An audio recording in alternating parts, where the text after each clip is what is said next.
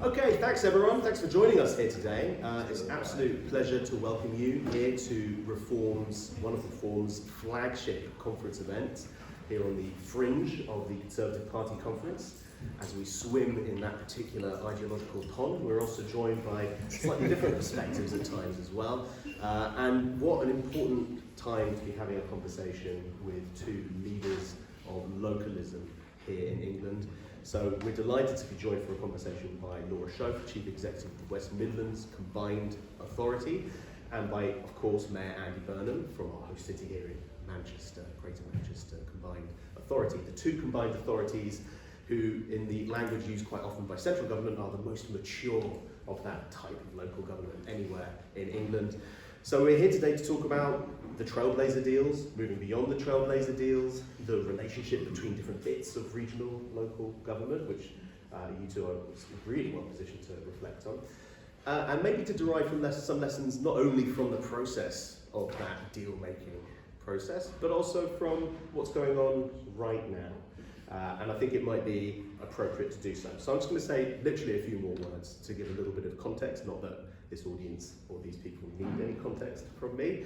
And then I'm going to go straight to the questions, and my ambition is to get quite a lot of audience questions in as well. So I won't try and monopolise the agenda too much. I won't abuse that chair's authority.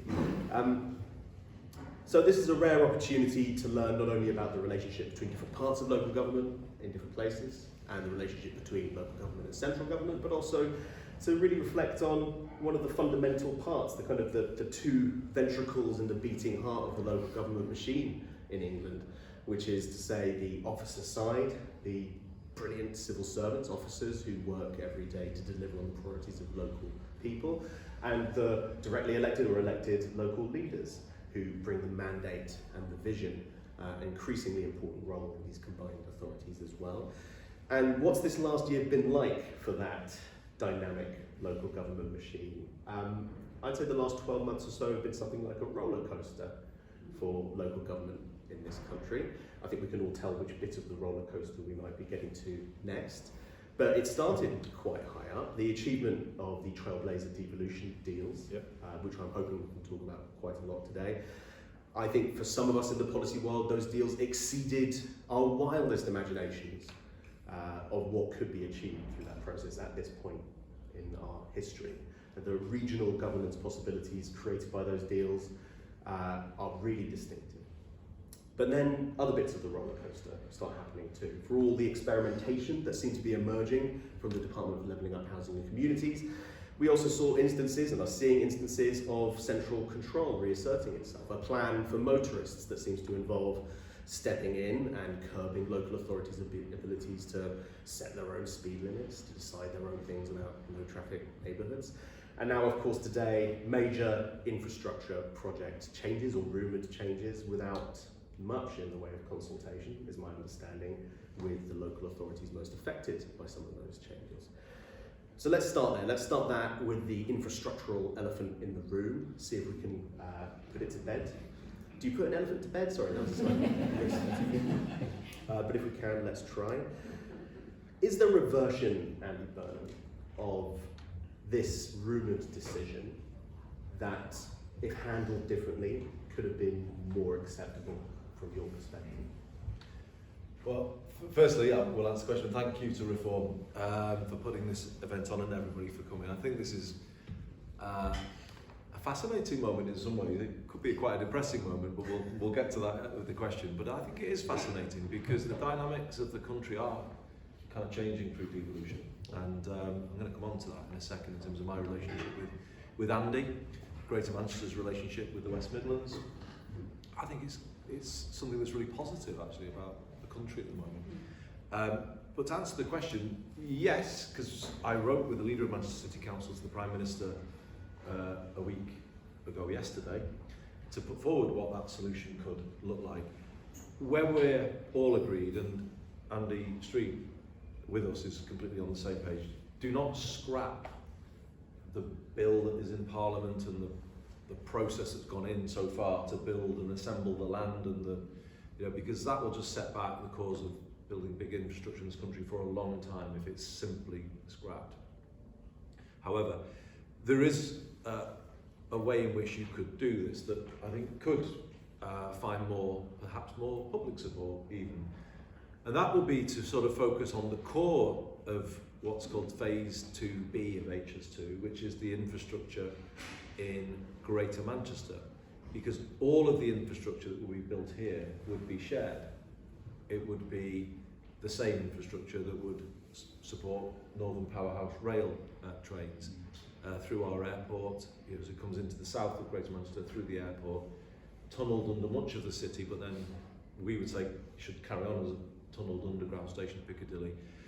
If you were to build HS2 on that basis, but critically not as a north-south terminus, which is the current plan under HS2, but as a through east-west station through Piccadilly, then you would be pointing in the direction of Bradford when you came out of Manchester, and then it would go to Leeds. And that could be a conversation about prioritising that critical infrastructure in the heart of our region, which is in Greater Manchester. And then you could probably take it to Liverpool reasonably quickly, given it's all overland to Liverpool.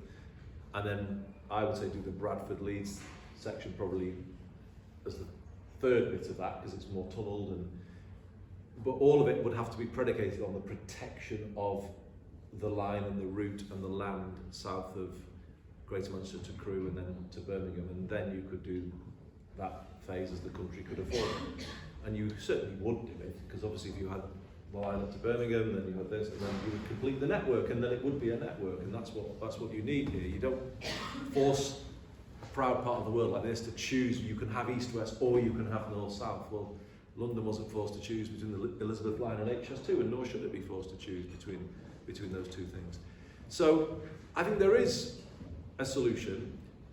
A final point, but I've not been able to discuss it with anybody because nobody has really bothered to pick up the phone. And the reason why I kind of find this just extraordinary as a former cabinet minister is the basis on which this was done from the off was because it's long-term infrastructure, it was done on a very open cross-party basis. That is how this whole thing has been done for 15 years up to this point. Openness, conversations, this is beyond any electoral cycles, beyond any party's time in office. This is about the future of the country, therefore we do it. And for it now, at this moment in time, to descend into a sort of narrow political rabbit hole where some people are deciding it and everyone else is shut out, I just don't think that's right and proper. I don't think that's the right way of running the country, to be honest with you. And you can, it makes it very hard for us. We've tried to welcome everybody to this gathering. We're trying to be good hosts, but to have this going on as we're trying to do that, and people won't come out of hotels to speak to us, it just doesn't feel right. But there is a potential way through this, to answer your question. What isn't the way through this is a sort of cancelling of it, scrapping of it, and the scattering of pothole money and whatever it will be let's be clear about what's levelling up and what isn't levelling up. This is the thing, isn't it? Anything's levelling up now. You kind of cut councils to the bone and, here's 20 million for a leisure centre, That isn't levelling up. Levelling up only happens, I think, with strategic infrastructure that creates better connectivity between economic centres of the country. London, West Midlands, Greater Manchester, that's the backbone of the British economy, I would say.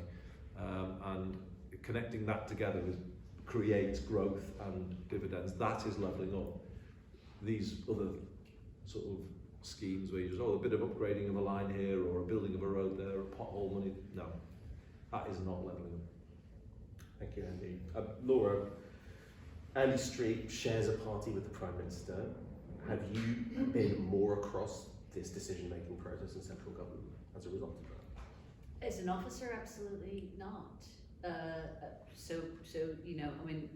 My view. So I went back the other day and I looked at what were the benefits when we were considering building all of it. Don't forget, we've already lost one leg of the elephant if we're going to stick with your metaphor. And it's not going east. But originally, Birmingham would have been within an hour of Leeds, an hour of Sheffield. It would have half the time to Manchester, half the time to Nottingham, and double the capacity on the West Coast Main Line.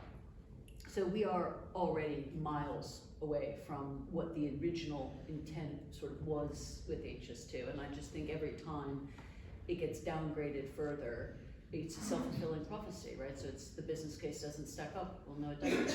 Cutting the benefits, so the benefits in the business case just continue to kind of. And let me just give you a really practical example. When there was bipartisan support and the bill was enacted, we in the West Midlands redesigned our entire transport strategic plan around making sure that every resident was within 45 minutes on public transport of one of the two stations. Not just because of the accessibility it would bring, but because of the jobs and economic growth that would come around the stations. I'm currently building a metro stop into Curzon Street. If Curzon Street is a connection between Old Oak Common and Birmingham, I would question why I'm building a tram stop into that station, because it's not going to be used in the way it was intended to be used. So the collateral damage is something I think that just, if it is being thought through, I would love a chance to feed more into it, because at this point, if it is literally from Old Oak Common to Birmingham, we've released some capacity on the West Coast Main Line, and for freight and for the ability to move freight onto rail, that's probably helpful. But if you go back and look at what was intended, it bears no resemblance to where the project started. So for us, it's hugely disappointing, and you'll have seen we've had investors come out and say they've made investment decisions around being in Birmingham because of HS2, and because of its proximity, what it does to our connectivity to the north and to the east. So it feels like a really, really important decision, and I hope it's not rushed, because there are huge economic impacts for regions as well. So on the back of it. There's such an important constructive point that could come out of this, which is that a central government can avoid lossiness, can avoid inefficiency of all those made plans and initial investments and all the time and energy that's poured into the plans made on assumptions based on promises from central government. Yeah.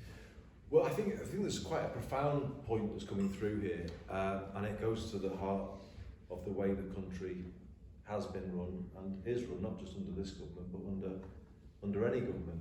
Why are we poor at big infrastructure? And I would say it is intrinsically bound up with the Whitehall system, where ministers come and go, ministers chop and change, Treasury constantly chops. It's that culture that is responsible for the mismanagement of big infrastructure. Now, I draw a contrast with what we did in the preparation of London 2012, when I was in the Treasury when we were first putting in place the funding for what was called LOCOG and the Olympic Delivery Authority, and then in the Department of Culture, Youth and Sport, so I had an involvement there, and less so in health, but still a bit of an involvement. We created, and actually quite independent, they were fierce, anyone who dealt with LOCOG would remember this. They did not, once they had their instructions, they said, we're doing this and we're not changing because we have a deadline, so go away. And they said that to kind of ministers. But actually that is kind of what we need, really, I think, in terms of a reform of Whitehall should come out of this, as far as I'm concerned. But here's more of a positive. Actually, I think Laura just talked about building a metro station. I've been really impressed with the way that the system is growing and delivering quite quickly. We built the Trafford Park line here. We opened it in the pandemic, on time, ahead of time actually, on budget, ahead of time.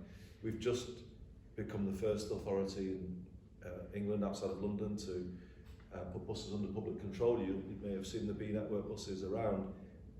Actually, when you're working at a place-based level where it's a more practical focus, and the critical thing, what I'd add in, the one thing that we are that Whitehall is not, is long-term. We don't chop changes, someone else comes in and changes it. There's a course and it's there, and that is what people can work with in the investment community, isn't it? What they can't work with is this sort of rumours of this, and somebody's briefed this paper that, and who's up and who's... I mean, I just think this goes to the heart of the way the country's run, not just under this government, but under all governments. And I like to think anyway, what Andy and I have done and the way we've built a sort of kind of mature relationship between the two city regions. We work together. You know, the M10 actually is more about collaboration than competition, isn't it? You know, we have to compete occasionally, but there's a sensible, mature sort of approach that we're all taking. And it actually contrasts starkly with the nonsense that goes on in Whitehall. Can I just talk about pride as Yes, well? please. So we were joking, so we'll get this. I mean, I hope everybody has listened to the rest of this politics, because the episode between, as you're always referred to, the two Andys was spectacular. But actually, what it also talked about was putting place first and pride of place.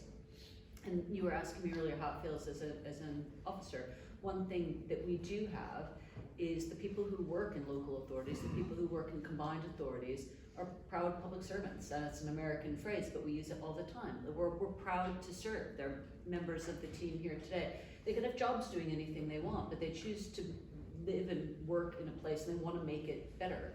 And you know, that is that kind of passion for place that comes first. And you know, for us as officers, it's fantastic to see regions collaborating. Everybody wants the same thing. Yeah. You know, it's and it's not a zero-sum game. You know, it's a small country. I come from a very large country, and I always joke it's the size of Florida. You know, and it's just like it just shouldn't be. It doesn't need to be this way. Actually, what benefits Manchester often benefits the West Midlands, right around the country, and that's why officers work together. But it is really wonderful to, I would say personally, in my experience, to work now under a regional government with an elected mayor. Again, a system I know well from where I grew up. But it allows the place and the people who serve it to feel really proud and accountable to the people who are democratically elected, and then allows us to feel proud to serve, and it feels really different. I'll just back up your point. I can remember the day I walked into the Greater Manchester Combined Authority, and the incredible sense of unity I felt in that place, and compared it to walking into the various Whitehall departments that I walked into, where you just felt this immediate sort of sense that 60 or 70% of the place was against you. It was so different, honestly, you know, because people were at place first. We want the same, we want the best, and we've done ourselves a disservice as a country to get so long to this form of regional administration. That's the issue. You know, we've taken way too long to get here. And this idea that, like you said, people were delighted with the trail days, it was more than we thought. We shouldn't be prizing things out like this, should we? They should be told just to do it, because, you know, I would argue that the combined authorities are the most functional part of British governance right now, and have been in recent years. Perhaps some combined authorities. I mean, your two combined authorities, we've had some metro mayors in recent days going on the record talking about what you'd almost call a constitutional or structural problem with the way some combined authorities function. I think they've been unfairly held back, is what I would say, though. I don't think it's failings of those combined authorities. I just think they haven't been given the same opportunity to deepen their powers. I think Steve in Liverpool actually deserves a huge amount of credit. Actually, I know you all know he's a close friend of mine, and he is, and we get on really well, and we're very close. But actually, somebody who knows that city well as well, he is the first person to rise above what has been a sort of difficult political context there, to sort of be the person that has brought people together. So he actually took to be fair to him, quite a dysfunctional political scene, and has started to make it functional. And so it's not that everyone will be at the same level straight away. Different cities have different, there's a different inheritance for him than there was for me. I inherited a very different situation. But you've got that's the relative progress he's made from where they were to where they are now is huge, actually. Laura, the West Midlands is a quite politically diverse place. You know, constituent councils coming from different directions. And one of the other divides that's emerging in the constituent councils for both of your combined authorities is quite a lot of financial distress. That's going to start creating problems for the good functioning of a combined authority too, isn't it? Well, yes, obviously. I mean, it's public knowledge that Birmingham's had to issue a 114, and that is that's really difficult. It's difficult for the people that work there. It's difficult for the region, and you know, investors are twitchy at best at the minute. The last thing anybody needs is an excuse to walk away from planned investment. But you know, I think that is a challenge, and we have to look, and one of the things that is has been in our Devo deals that we've been trying to push for is fair settlement for local government. So combined authorities, we can't do our jobs properly if our local authority partners can't function properly. They're mutually exclusive. They're highways authorities in their own right, they're planning authorities, and when you think of all of the bits that need to come together to make a place, you need strong, well-funded local authorities. And then you need them all pulling in the same direction. We do have a completely balanced combined authority voting, 4 and 4 and 4. And so we have to achieve consensus before we walk into a decision-making process. And for us, that works, and we're able to do that, and we've been able to take really grown-up decisions. But our political makeup is different to other places, and that is actually the point of devolution. So if I just use bus as a great example, first thing I wanted to do was to congratulate the mayor on the B network. But the bus network in Manchester is the complete opposite of the bus network in the West Midlands. So I joke about having a deregulated monopoly, but we have one operator, and a few smaller routes, but over 90% of our mileage is through one operator. So some of the challenges that the B network's trying to fix are not challenges that we have. It doesn't mean we won't look at franchising, but it's a completely different network. So while always we want the same thing, safe, affordable transport for everyone, accessibility, how we get there is different. And that's what works about this model, is that regions can decide what's best to get to the place that they want to get to and not have that come from the centre.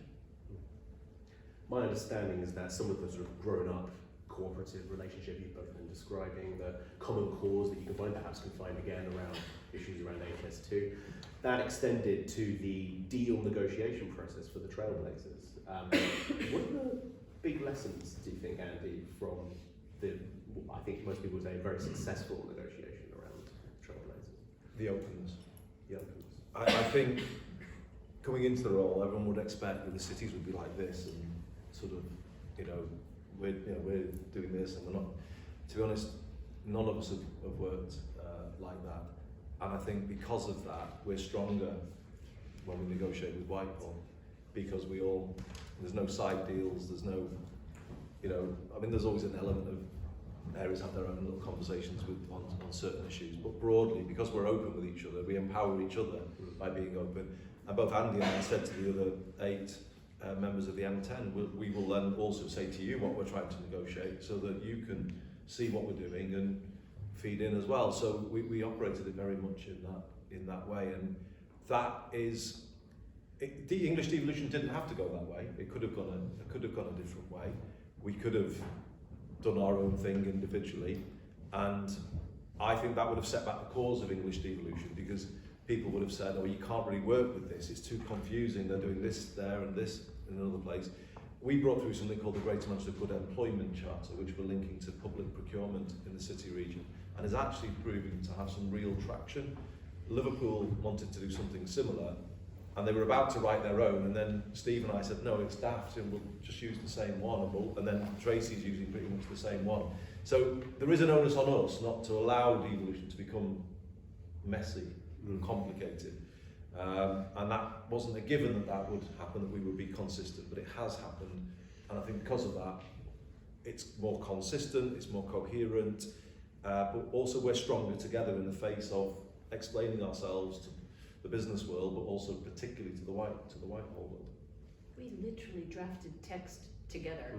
We had joint meetings with departments, and so it wasn't just sort of theoretical. Let's do something around skills. It was literally our officers sat down, word for word, getting that alignment together, making sure we were arguing for the same things. They're not exactly the same deal, but on the things that were absolutely critical that we both got them over the line, that is the level of collaboration that we're talking about. Which is highly significant, given how difficult it is to achieve collaboration, even within one Whitehall department on some questions. That's sort of the dysfunction you're talking about. Well, it is. If I cast my mind back, more so when I was a Secretary of State as well, the kind of energy in Whitehall that goes into fighting those turf wars between the Whitehall departments is it's epic, actually. People would sort of spend all day crafting this sort of 3-page email that would be full of this invective that they've sort of been. Really, I'm not joking. And then that would then feed up to the Secretary of States, and we would often meant to go into battle on these pointless little battles that had grown up through the.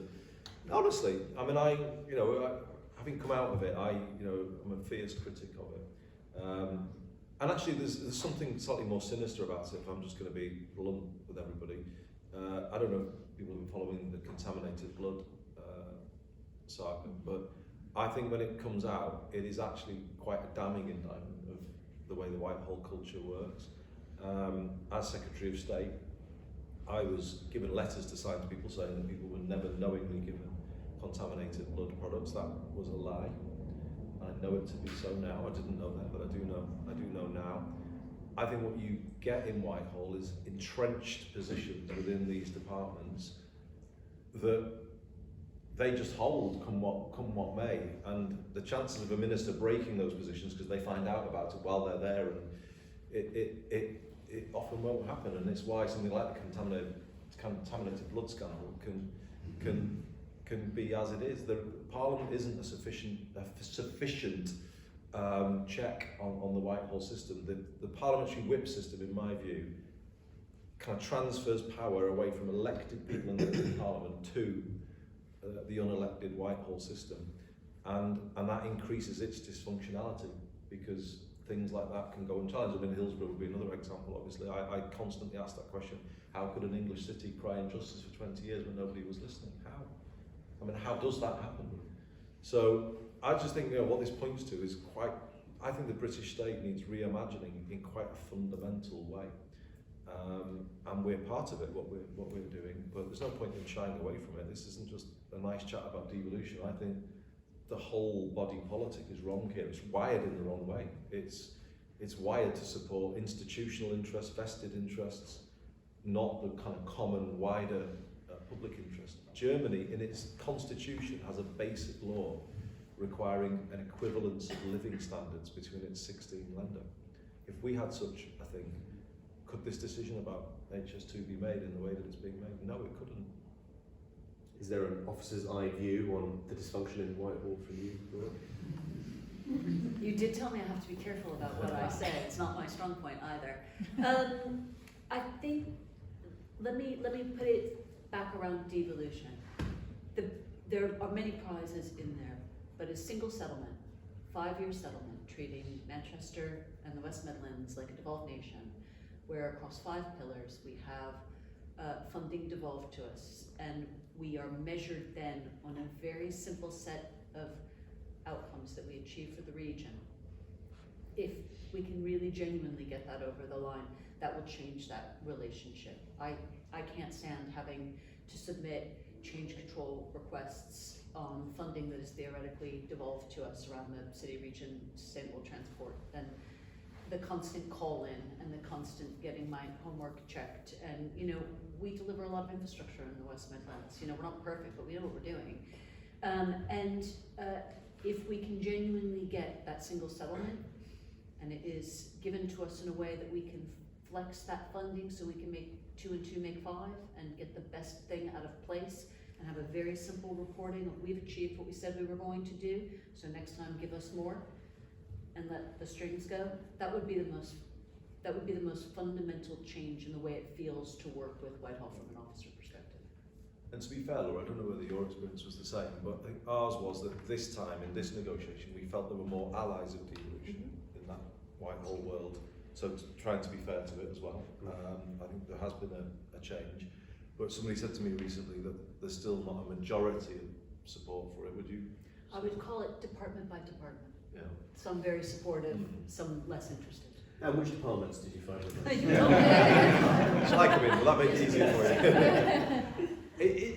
To be honest, they always are normally sort of the one that people go to the Department for Education, but they were more positive this time, and that's reflected in the Trailblazer and the post-16 arrangements that we've got. And as you may have seen, we've gone out very boldly with what we want to do, and we'll see how that develops. But I've been meeting ministers this week, as Minister Halfon, I said, there's nothing to fear here. We're doing this because it's right for the kids of Greater Manchester. Greater Manchester Baccalaureate will be really resonant for them, but it's not about disrupting the rest of the system. This is carefully done to sort of live alongside the English baccalaureate and the university route. So I think that is a developing conversation, and I think the Secretary of State, having had a background in herself in technical education, her own route, I think there's an opportunity there. So that's definite progress. I think you can sort of mark that down as progress.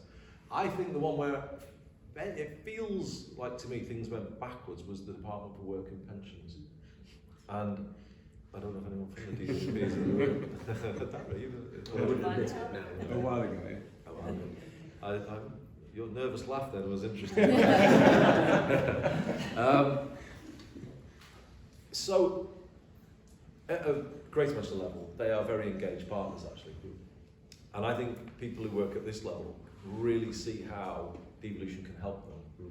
Because in the tough things that they do, personalising and localising support is actually the thing that actually in the end probably makes the difference. You know, the one size fits all, computer says no sort of tick box thing that, you know, people think of when they think of the way DWP works, really doesn't work. It really doesn't.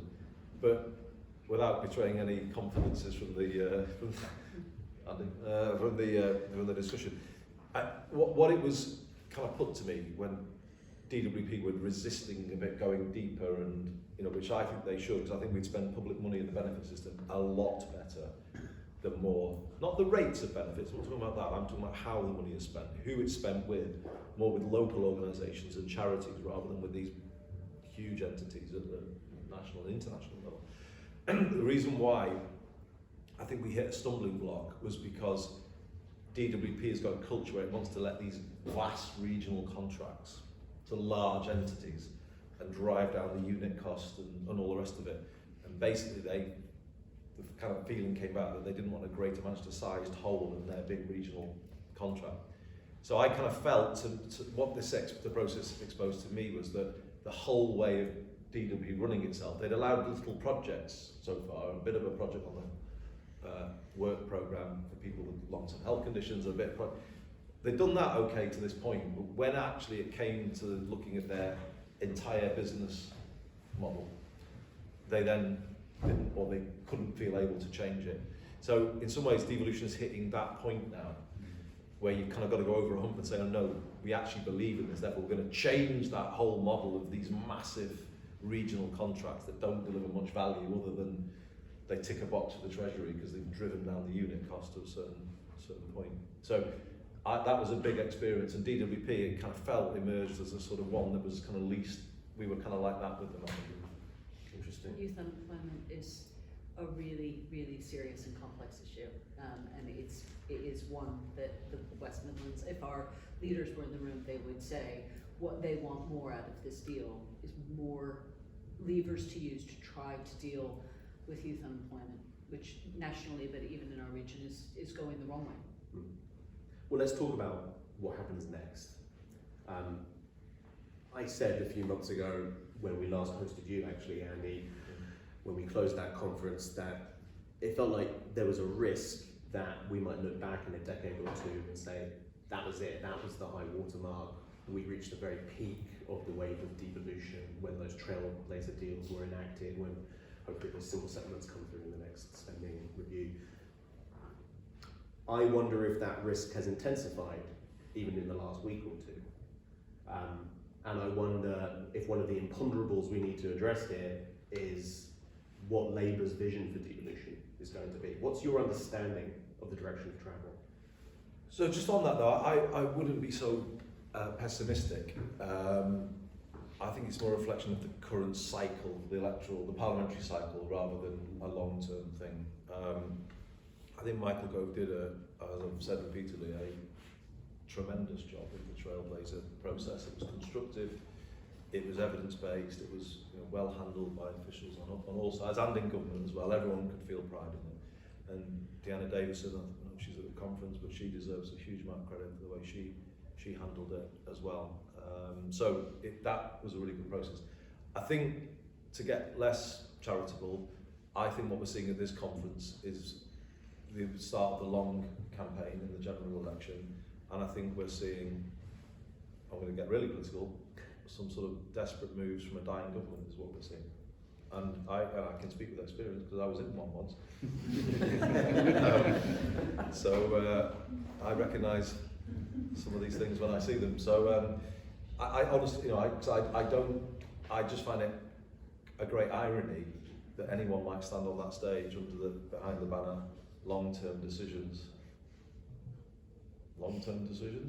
plan for motorists, all these other things that are being announced. I honestly don't think so. And HS2 being chief amongst them, we have a long-term decision about HS2. We're actually picking a long-term decision.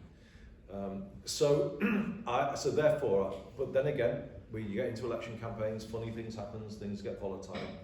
I think we'll come through it, and certainly from you asked me to talk about my own side. There was a meeting with the leader of the party recently, with mayors in London. Well, we did make the point that might have been, anyway, but next time we'll meet. No, I think there's real good progress to report there. I think they did all see the BNet work, and that was a big thing about how big change can be made and positive change. So as far as I can see, this process will only grow. The thing I will say, and I have said to them, is I do remember 1997. I bet some colleagues in this room would remember. I don't know where, Dara, you were probably in local government, were you, at the time? There was no infrastructure then. John Prescott had to try and create RDAs, and they had all of their flaws. And colleagues will remember that. It was kind of, it wasn't a position that they came into that they could deliver. And I think there's a difference now. I don't think any politician ever gets that type of honeymoon again, by the way, that sort of 97 sort of moment. I think there's an impatience that, nobody will get, that huge sort of buy-in and patience. The public will be impatient from day one, even if there's a change of government. What is different, though, there is a mature infrastructure now in the country, Laura, isn't there, that can build homes, zero carbon homes for social rent, as we would like to do in Greater Manchester, that can integrate public transport, that could build an integrated technical education system. So I think it's a new reality, and I think a clever incoming government will realise that it can do far more in the next Parliament if it immediately tasks this infrastructure in the combined authorities, rather than bypassing it, undermining it, arguing with it. Have you had a chance to talk to anyone in the shadow cabinet in the last week about what's going on with HS2? Louise Hay was here on the day we launched the B Network, so a week last Monday, and I think they're waiting like we are. I think everyone's waiting to see the detail. There is an outstanding commitment to both HS2 and NPR, but obviously, as I say, we're entering a highly political time. But I actually think, I've not given up hope that the Prime Minister, we're in the dark, so therefore we're leaping to conclusions. Maybe he's got something better that I don't know about, and I hope it's of the kind of solution that I described to you earlier. My kind of guess is it's not heading that way, but you kind of live in hope, don't you? But if it is scrapping HS2, to use that phrase, and then scattering so-called help to councils and potholes and the things I was talking about before, I don't think that will politically last a day in the headlines. It will get a momentary sort of applause from some people, but I don't think it will last. And I think what it does do, it hands a major opportunity to Labour in Liverpool next week to come out and say something along the lines that I've just said before. And I think that starts to signal the transfer of power. I think when the government is giving up on long-term decisions, which I think it would be if it does what has been reported, then I think this conference season might signal that transfer of power. The pivot point. Interesting. Mm-hmm. How about you, Laura? How optimistic are you for the next 5-10 years of the devolution and levelling up agendas? Well, I'm ever an optimist, but I do think the genie is sort of out of the bottle, right? So it's not just that there are established combined authorities, but the mayoral model is being rolled out across the country, with combined authorities up and down the country getting, ready to get the infrastructure ready to support that. So I think with those elections, imminent, I think it's going to have to be given a chance to prove itself. And we always come back to the evidence. And I'm sure that all the combined authorities together can show what the, if you have the ability to determine where your adult education budget goes, when you have the ability to determine how you spend your transport infrastructure, we should be able to show that by bringing those elements together around a place, you get more for the public purse. Our job is to take the combination of infrastructure, all types of infrastructure, from digital straight through to transport, to housing, to skills, and to get more value for the public pounds by thinking differently and more creatively about how it's spent in a place. And I think we can evidence that, and we always come back to evidence as officers, but I think we can put a pretty good set of justifications about why this model is working and should be allowed to continue to work. Really helpful, thank you both. I want to turn now, we've got about 17 minutes left for questions, so let's go to the audience. There is a roving mic, my colleague said we'll provide it to you, so do raise your hand if you have a question, and we'll take a set of 2 or 3 to start with. Any questions? Oh, yep, lady in the turquoise, is that turquoise? Thank you, I'll go first. Do introduce yourself. Yes, Victoria's Royal Town Planning Institute, Laura's one of our shining members. So I heard a lot about depollution. One of the things we're very keen, and it's in our manifesto, which we've launched here over the course of the last few days, is that when devolution deals are continue to be handed out, that there's a strong spatial element to them. And I completely take the point that there isn't one size fits all, and it's for local areas. But what we've observed is there may have been, in some of the devo deals, a deficit on that focus on real focus on place. So I'm just interested to hear any comments or observations that you've got on that. Thank you. Well, should we take that right away, Andy? Yes. So perhaps to our cost, but we're the only combined authority, I think, Laura, that has done a spatial plan, which has been an inspection, but we hope will soon be approved by the government. And it's been painful, if I'm honest, but we've stuck it out, or 9 of our 10 councils stuck it out, and I think the dividends will soon come for doing that. In that, we are now able to point to very significant strategic sites within the city region that often span more than one local authority. So the big one being what we call Atom Valley up in the north of our city region. We need to level up our own city region. The Oldham Rochdale area, is in need of greater inward investment, and I don't think you can do that without taking a sort of a strategic sort of planning approach, which then you match the infrastructure in. I mean, we've got to get back to the thing, that is levelling up, and other things are not. Do you know what I mean? I just think there needs to be a rigour now, and Michael did define it well actually in the white paper, but that phrase just filters away again, doesn't it, and becomes anything. You label any, whatever, new bins or something, levelling up. Do you know what I mean? So levelling up happens nationally through the HS2 style infrastructure, but it then can happen in a regional context via a spatial plan that supports proper infrastructure planning, and then the unlocking of a site like Atom Valley. And then of course you can have more policies then to support planning ambitions across the whole city region. So you can actually put in things like net zero by 2028 to get you towards a climate goal. So it was hard. I wouldn't say your planifesto better warn people about the dangers, because it's not the easiest thing to do. But it would pardon? It would be worth it because of the dividends you just alluded to, that strategic focus. Yes, and I think we have a transport plan, we have an environment plan. I'm sure this is true for the West Midlands as well. We have an infrastructure plan, but we also have a spatial plan, and it's the combination of those things that will make investors go, oh right, they're good to go, these people. Do you agree with that, Laura? I do, and I'm a proud planner, having been outed by Victoria on the stage, and somebody who believes wholeheartedly in planning. But we go back, we were talking about the RDAs just a minute ago, in the West Midlands, that I was thinking about this the other day, but every one of the major employment sites that was identified, in the 1990s by the RDAs have come forward in the West Midlands, whether, you know, there have been some Jaguar Land Rover, you know, north of Wolverhampton.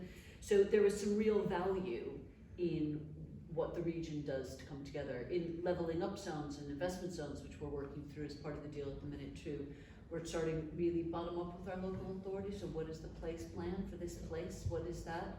And trying, you know, that's for local authorities to determine what is that place supposed to be. Our job regionally is to knit that together, to give it some coherence, to give it a narrative that sits with it so that we're adding value.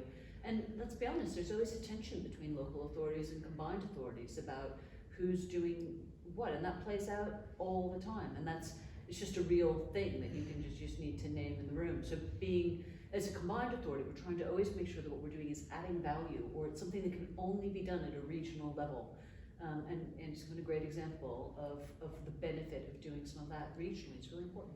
Just to add, if I might, because it's really, so it happens, that process internally, and we have a discussion, and you will have, Laura, with your councils about, well, what is Atom Valley going to focus on?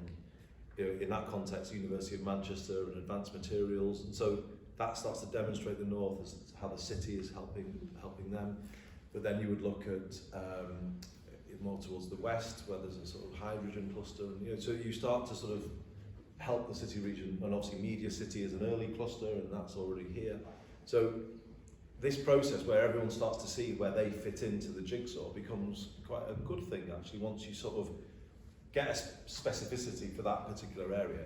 The key thing I want to just come back in on, though, quickly, relates to investment zones, and a conversation that's already underway between the M10, because again, we're taking a collaborative approach to that, recognising that actually there might be some partnerships here between clusters across the country. So the classic one for us is life sciences and Cambridge. Cambridge has got kind of pressure on it from central government, a land release that I just don't think they could achieve without major backlash from some of those fenland sort of areas and villages. You know, this is, you know, way too much. You know, I can see why you would want to sort of supercharge Cambridge. You know, right? Love Cambridge, but politically, is that actually doable? So we're talking to them about, well, we can do some of the D of your R on life sciences. You know, Airport City is a big site that is actually interesting to the life sciences industry because of the kind of need to sort of move some of those molecules and materials quickly around the world. So that becomes a sort of a sensible partnership. And actually, Luke Cordwell from our business board will be in Cambridge next week, and I think they're close to signing some sort of. But automotive, Liverpool City region, and the West Midlands. Obviously, we would want to compete. You would want some sort of complementary investment zones. That's where this is where devolution in England matures, isn't it? Where you start to get complementary partnerships between the combined authorities. Very interesting. Let's go back to the audience. Any more questions? There's a hand right at the back there. Seb, do you want to try and get it?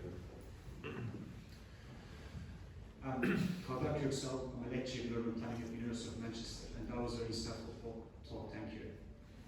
Question to Andy about health devolution. Specifically, your thoughts on the devolution from NHS England to ICS, and because as someone who does research in the area and as an outsider, it feels that it's much slower compared to other areas of devolution. And some things that you said about Whitehall, criticisms that you raised, I feel like some of them, not all, but some of them could easily apply to NHS England too.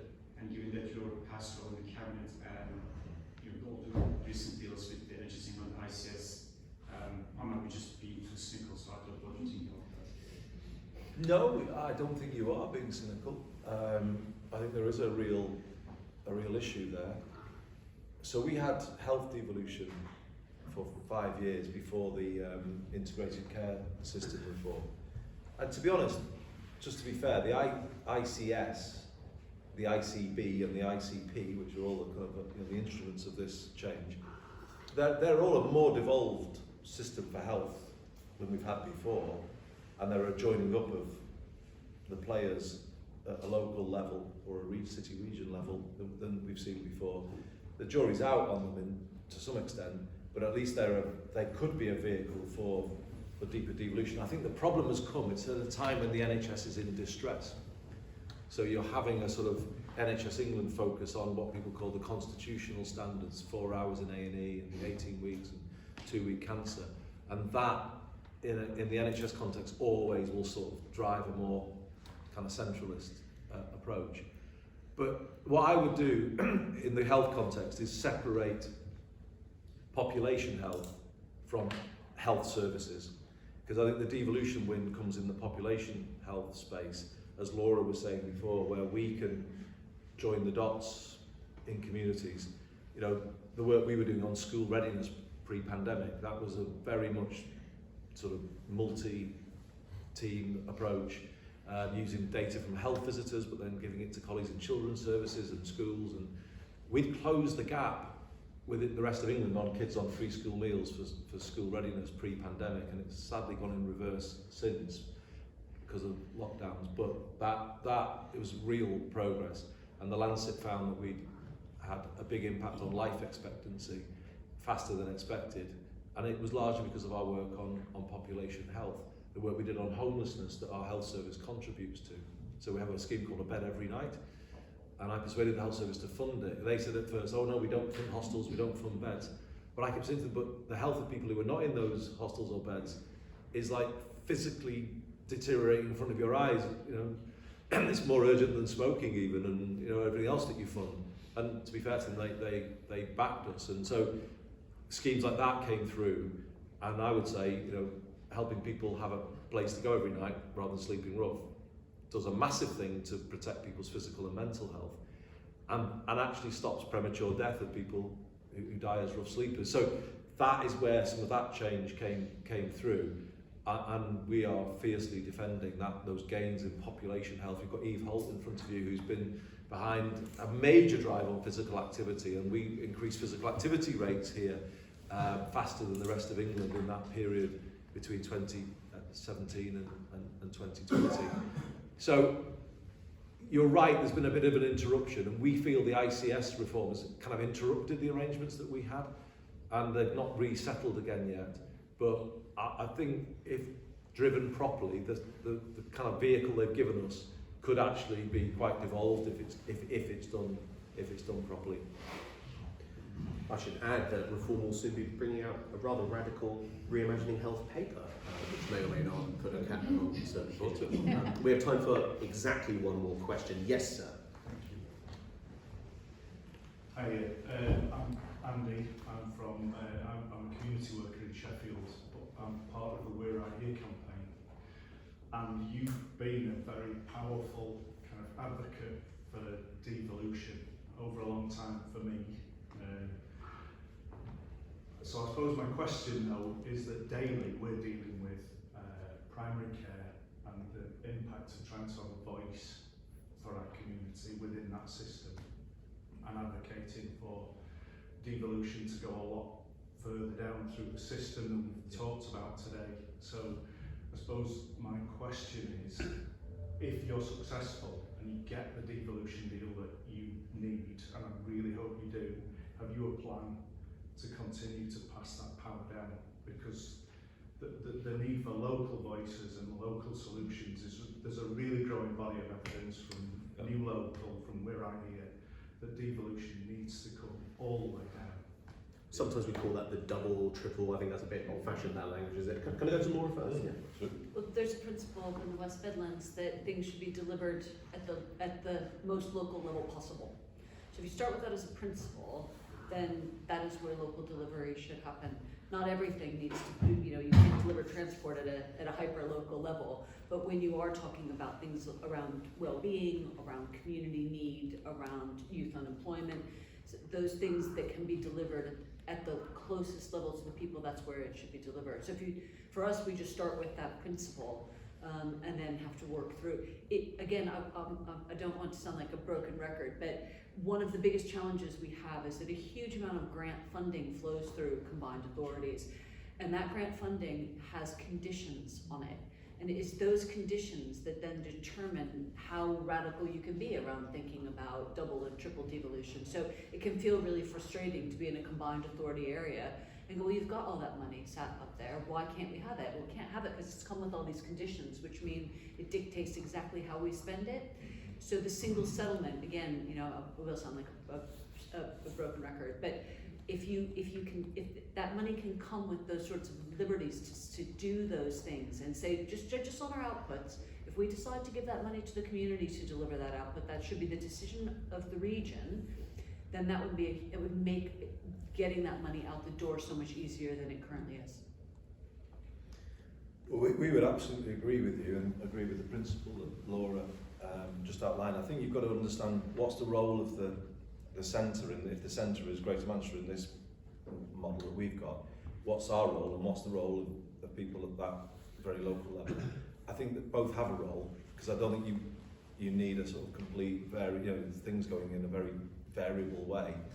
So if you take something in the space of health promotion, it's about the mission that you set, isn't it? So I did set a mission around rough sleeping, and that was quite galvanising for the city region, because then everyone was bought in, community sector, voluntary sector, faith sector, but everyone was able to do it, did do it differently, and does do it differently in different places. Or school readiness was another mission that we set, and again focusing on those kids, 2 and 3 year olds who need more help to be ready for school. Again, I think people will get their systems in different places, but it's got a mission behind it, and I think that's the key. The double or triple devolution's got to come with a bit of a sort of a guide and a structure. I think going forward, we have got this sort of system, of 100,000 sort of population neighbourhoods defined in our model, that we encourage place-based working within, joined up working within. If I think about it in the health service context, and I'd be interested to see your paper, the bit of the system that I think is now open for radical reform, if that's where you are, and I would be careful with that word always in the health service context, because the word reform in the health service context can excite a lot of reactions. Yes. Whereas there is an area of the health service, I think, that is ready for radical reform, and I would say it is primary care. And the radical reform that I would propose for it is to work on the basis of a social model of support and not first a medical model. The medical model has to be there to help people who need a medical intervention, but it first should be a social model of support, linking people. Or a live well approach is what we're talking about in Greater Manchester, where you kind of connect people every day to interventions that may lift their mood, lift their health, lift their well-being. The thing I mentioned with Eve, though, is absolutely, we would say physical activity is often a precursor. Any form of greater activity that a person can do helps them take other healthier decisions and feels more in control, and you help them on a journey then to improving their health. So, but that really should be for local people, local body, to sort of live, how could live well work in your particular neighbourhood in Sheffield, and you link the local voluntary and faith organisations in that sort of network that can be there for people. But if I go back to my days in the department, there was something called the QOF, the Quality and Outcomes Framework, which was a straitjacket basically on primary care that was the medical model. It was, you do this many checks for diabetes, you do this many flu injections and all, and you get paid if you. So they were chasing these medical targets, and my reflection is that naturally primary care has kind of moved away from it. And somebody in a practice in Russia told me recently that more than 2/3 of their inquiries involve housing. So primary care networks have started to employ housing teams, they employ benefits teams. Primary care they've had to go that way just because. And so in my day, the BMA would have kind of gone to war with me if I'd said you need to start thinking more of a social model in primary care. I think they've naturally gone in that way just because of the way the world has changed. And I would say that could be a real productive focus for deep devolution, the reform of primary care and knitting primary care in with housing, benefits professionals, and at the place-based level, and all those community and voluntary groups as well. That's an exciting vision. It doesn't sound too unfamiliar to us at Reform, so Good. we'll share that with you. I wish we could go on all day. That would certainly make me happy, probably ruin both of your days though. We've enjoyed it. I'd like to thank everyone for coming today, and I'd like to ask you to join me in thanking our fantastic panellists.